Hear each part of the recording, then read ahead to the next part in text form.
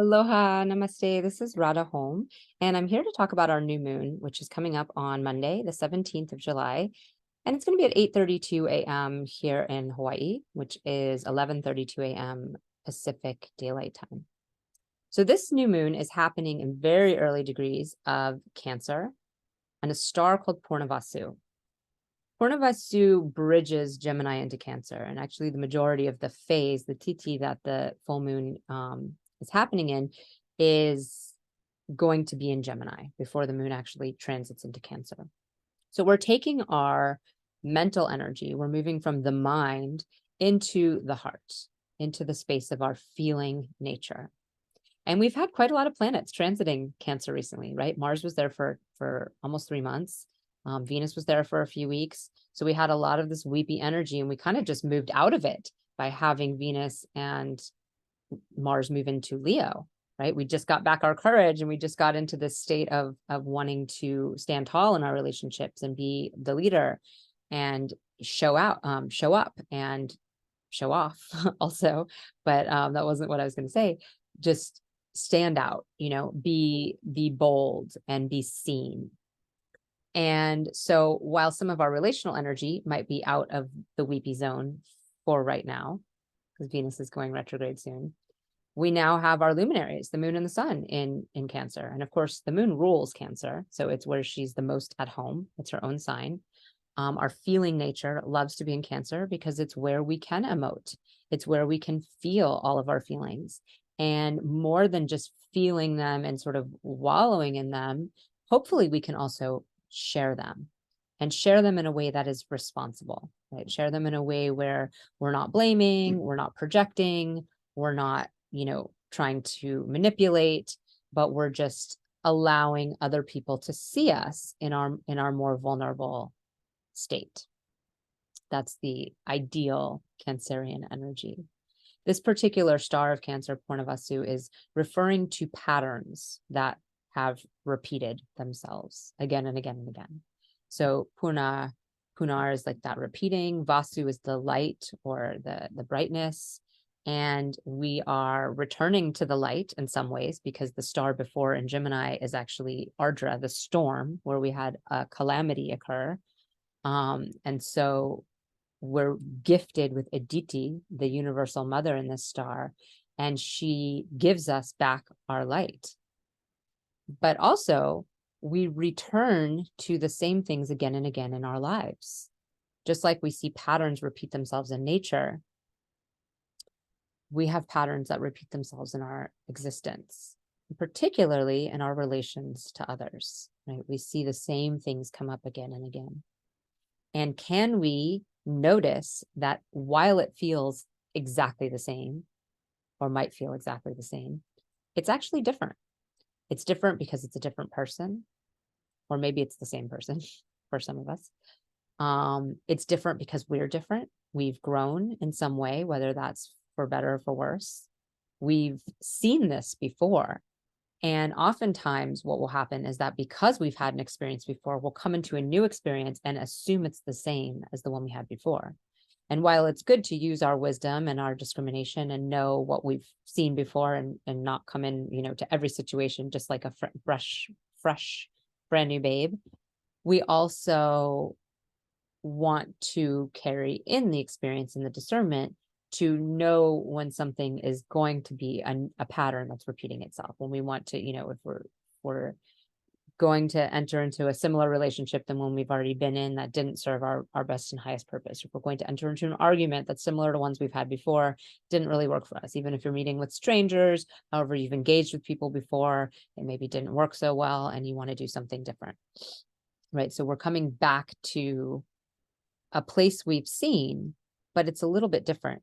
And more importantly, we're different, and we have an opportunity to do things differently, to embrace the light, to embrace our feeling nature, to own our feelings, to own our experiences, and to share those in healthy and mature ways. So I'm going to share my screen so that we can see the chart that we have here. See the sun and the moon are barely even in Cancer for this experience. And then, we'll have another cycle of Cancer because of this, because it's so early on. And we can see Venus and Mars are now solidly in Leo, giving us kind of this, this polarity.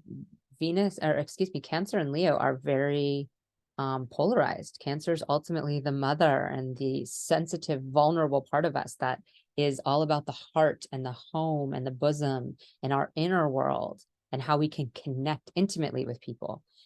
Leo is all about our, public presence and our brightness and our boldness and how can we be seen and how can we lead and how can we be the ones in charge, and it's a very different vibration. They're ultimately the strongest masculine energy and the strongest female energy. So we're kind of pulled in both directions. And the luminaries reflect more on ourself, right? The moon is our inner self. The sun is our higher relationship to source, to consciousness. It's our power and authority, our relationship to power and authority. And so those two things are actually really going to be more of a Cancerian vibe. Softer, more muted, more about connecting, more unconditionally loving, more forgiving, more willing to, adjust for others. And Mercury is here as well. So our communication is going to have that vibration of it, wanting to connect, wanting to emote. Sometimes Mercury can be a tricky place to have our communication in Cancer, because our communication is not very clear. It's not very clean. We're not as good at delineating. We're not as good at categorizing. We're not as good with data and information and facts. We're more about how things felt. And that can get shaky sometimes when we're trying to communicate to people. It can also become manipulative, right? We can use an emotional bent to get people to do what we want them to do or say what we want them to say or connect in the way we want them to connect to us. So this is something that we need to, keep our eyes on. And of course, for each of us, these different planets rule different houses. So it's really going to be a big difference as to what's showing up in your world, what's actually activating. And that's why I do the reports for all 12 signs.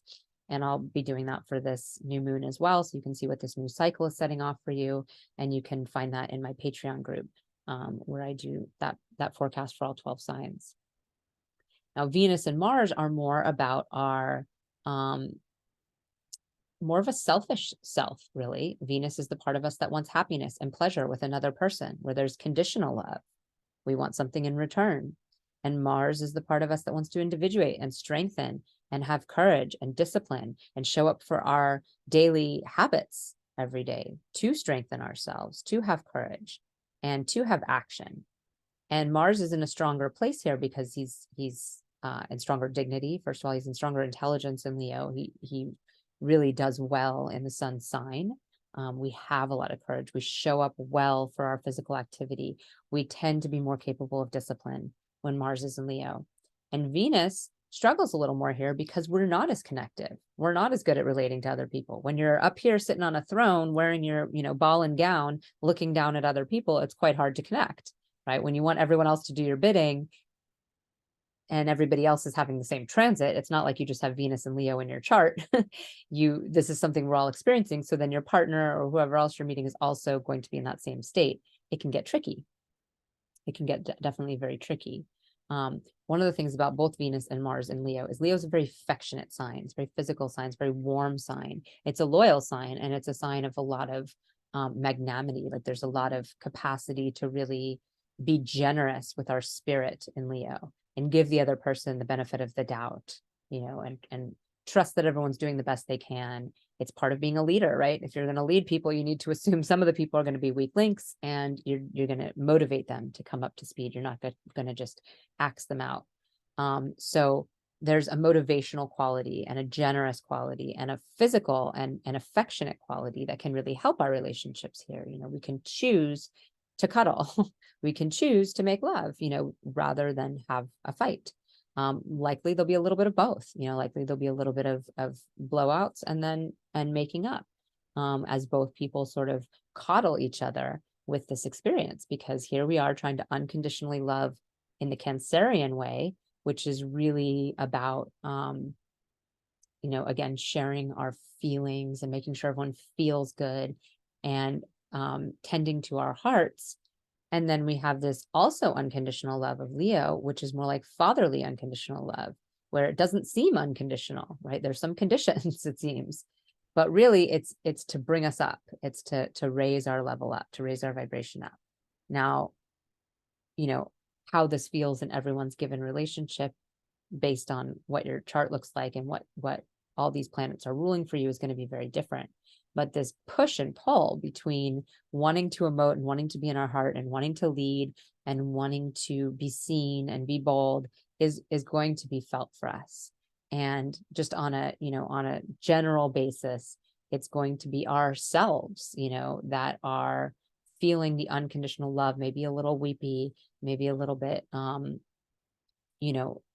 like we need to really self-care, and we really want to tend to the things of our heart and our spirit.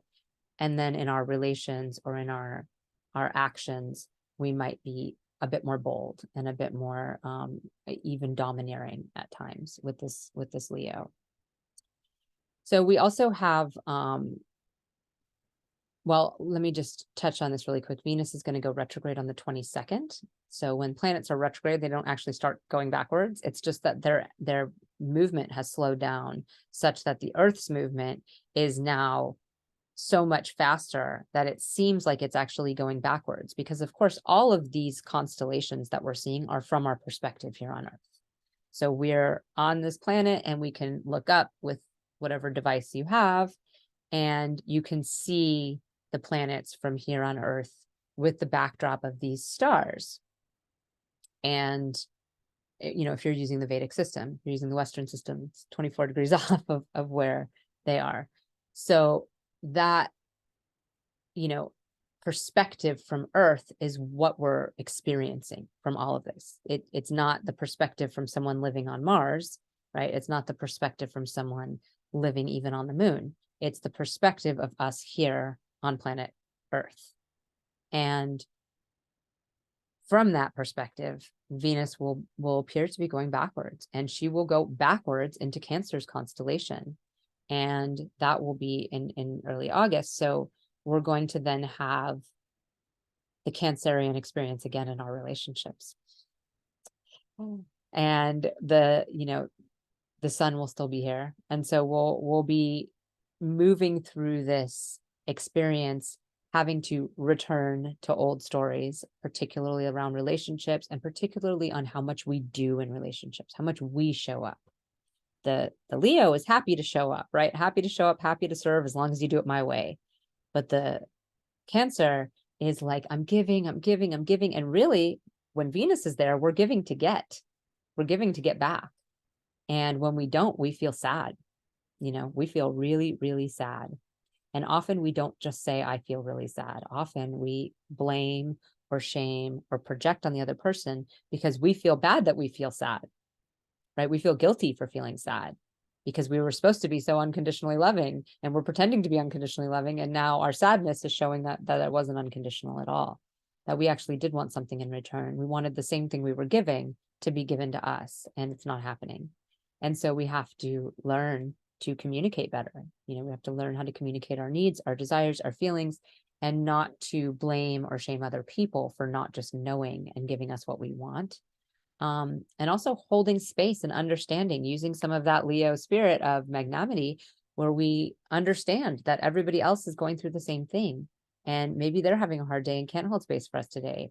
Or maybe they're, also feeling like they give and give and give, and that they're not getting back in return, and that we just have two different perspectives. And maybe neither person's even really giving what the other one wants, which is often what happens, is everyone's giving each other what they want, but no one's getting what they actually want because the communication is not happening. So this is one of those times when we can really tune into things we've learned, wisdom we have, particularly because Jupiter is giving this drishti really to Mars, the strongest, a one-way drishti from Jupiter, which is bringing wisdom and our beliefs and our ideals and what inspires us. And it's coming from a fifth house gaze. So it's really a lot about our creative energy and what we love and that playful spirit that we have. And so it's allowing us to pep up a little, and remember the wisdom, because Mercury is not helping us too much, right? Mercury in Cancer is not going to help us too much. Mercury in Leo is not going to help us too much. There's a quality of, communication being either this sort of weepy emotional communication I described, or in Leo, there's, kind of a domineering quality. It's not clean communication. So we're going to need to tap into our greater wisdom and allow that to not only inform the way we connect with other people, but to inform how we listen to other people and how we hear other people and how we experience them. So we're not just, writing people off or assuming that people want to hurt us, and immediately moving into a victim state, which is one of the biggest shadows of Cancer, is feeling like a victim, and feeling like other people don't care enough about you and you care so much about everyone else.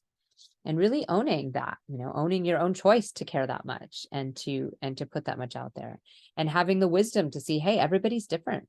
Everybody has different motivations. As an astrologer, I see this all the time. It really helps me have compassion for people to see their charts and to know that, only a very small percentage of the population is Cancer, or has Cancer energy or is Cancer rising. Only a small percentage of the population is Libra or Taurus, A lot of people don't have connecting as their primary motivation. Really, those are the three signs that do. If it's not Venus ruled and it's not Moon ruled, then connecting is not the most important part. Mercury signs want to connect verbally and intellectually, but connecting to the heart really is more of a thing that comes with Venus and the Moon. And so most people are coming from a totally different motivation. And those of us who have more of that Venus energy or have more of that Moon energy also need to understand that, and need to understand that it's not going to come back the way that we want it to. We can seek out like-minded people to have resources of that for us, but understand that it's our choice to do that. It's our choice to put that out there in the world, and nobody actually owes us anything in return. Everyone else is just doing their best. But if we were to communicate in a better way, there's a better chance that some of those other people would show up in ways that would surprise us, because we would then be telling them, hey, my needs aren't being met, and they might really appreciate and love your generosity and your energy and want to return that. So we could really learn a lot. In this whole summer, we're going to learn a lot, particularly about relationships and about the ways in which we connect and disconnect. But in this cycle that we're entering, this is going to be a strong Cancerian cycle for us with the sun being such early degrees now. We have this whole long tenure in Cancer, and it's really an opportunity to pass through the different phases of it. The return of the light, where we first step in, is sort of the first bright light. Like, look, we're back where we were before, but it's different. I have light on my side. I can see, and I want to nurture and nourish and feel what I need to feel in order to move forward. And then in the next star is Pushya. That is the nourishing star. That's the star where we feed ourselves, literally a mother feeding her young, a mother cow feeding her calf, the spiritual food that we take in, the actual food we take in, the nurturance we take in from all around us. And then at the end of Cancer, where we'll be in a month, in Aslesha, we start clinging. We don't want our baby to leave us. We don't want our children to leave us. We don't want to lose whatever it is. And that's where Mercury is right now already, is Aslesha, this clinging energy, where we can be like a snake who wraps itself around something and just squeezes tighter and tighter and tighter and won't let go, won't release. So we have an opportunity to really reckon with how we operate with our feeling nature. And do we use it to, control and manipulate other people sort of unknowingly or subconsciously? Or are we being in integrity with our feelings and with our emotions? And sometimes in new moons, we can feel a little bit depressed. The new moon energy can be a little depressing. It's very, it's dark, right? The moon is our mind, it's our emotions, and it's when our consciousness, the sun, is connected to our mind and emotions. So we're in a more meditative state, and we're less engaged in the world. We're less present with our feelings. We're less present with our emotions. And of course, the moon is the thing that's going to move quickly. The sun will stay here. The moon will quickly, start moving around into the rest of the constellations. So by the time the moon gets brighter, it's not going to be in Cancer anymore, right? It's going to be in Capricorn.